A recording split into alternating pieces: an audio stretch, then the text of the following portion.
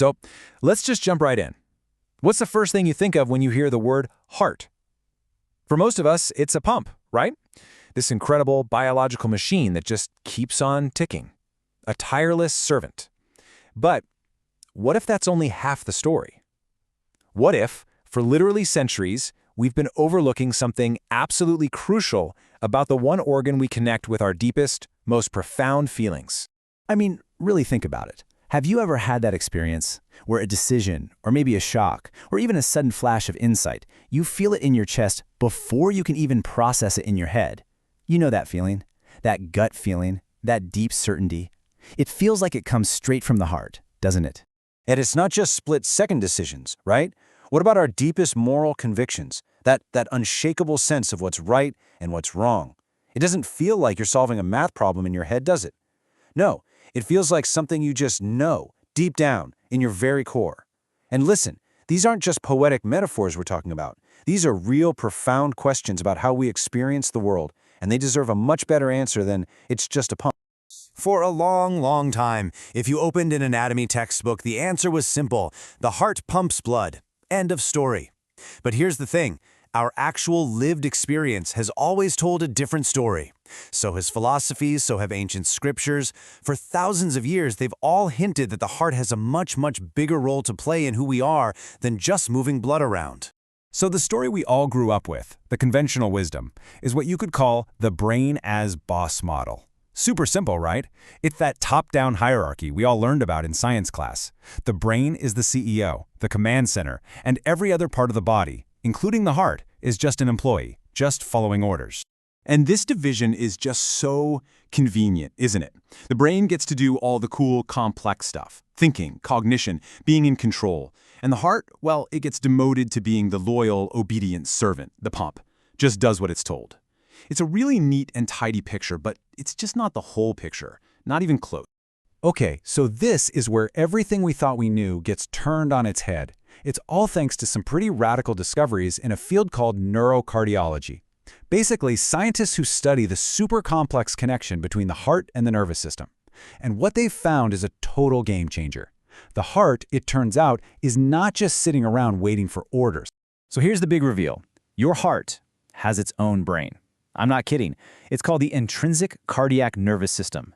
We're talking about a complex network of about 40,000 neurons, right there, inside your heart.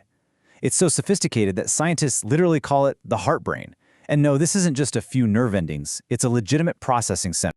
And just listen to what this heart brain can do. It can learn, it can form memories. Yes, memories. Just like your actual brain. It recognizes patterns, it can even make its own decisions and adapt on the fly. I mean, think about that. These are all functions that we have always thought belonged exclusively to the brain up in our skull. So this discovery just blows that whole brain as boss model out of the water. It's not a one-way street with the brain acting like a drill sergeant shouting orders. It's much more like a conversation.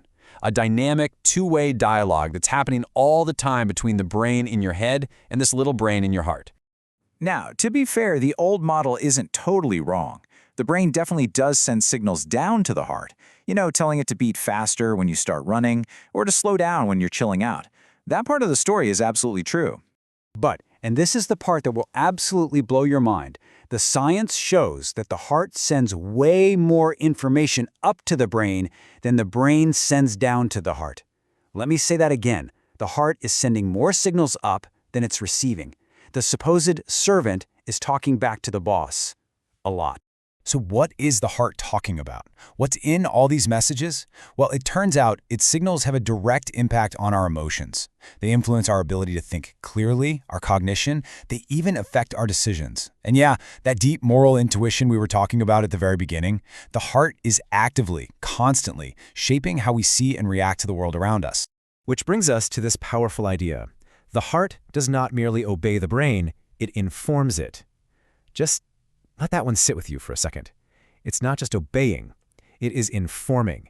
It's feeding the brain a nonstop stream of data, of feelings, of interpretations that literally help create the reality we experience. So, what's the big takeaway here? What it means is that modern science is finally catching up. It's providing real, hard evidence for something that ancient wisdom has been telling us for thousands of years. It's like we're building a bridge between these two massive worlds of knowledge, the scientific and the intuitive, that have been kept apart for way too long. You can really boil this whole new understanding down to 3 simple but totally profound ideas. 1. The heart is interpretive. It's not just a pump, it's processing what's going on. 2. The heart remembers. It's storing experiences. And 3. The heart informs. It's actively guiding the brain's perception of the world. And that right there brings us completely full circle. All those old sayings, all that ancient wisdom about understanding with the heart or knowing it in your heart, well, it's not just a beautiful metaphor anymore. Science is now literally showing us the wiring, the neurological pathways that make it true. It's like our deepest human experiences are finally getting the scientific validation they've always deserved. So what now? Well, maybe the next time you get one of those gut feelings, or you feel a deep conviction that just seems to rise up out of nowhere, maybe you'll remember this two-way conversation happening inside you. It leaves us with a pretty powerful question, doesn't it? If your heart actually has a mind of its own, are you listening to what it has to say?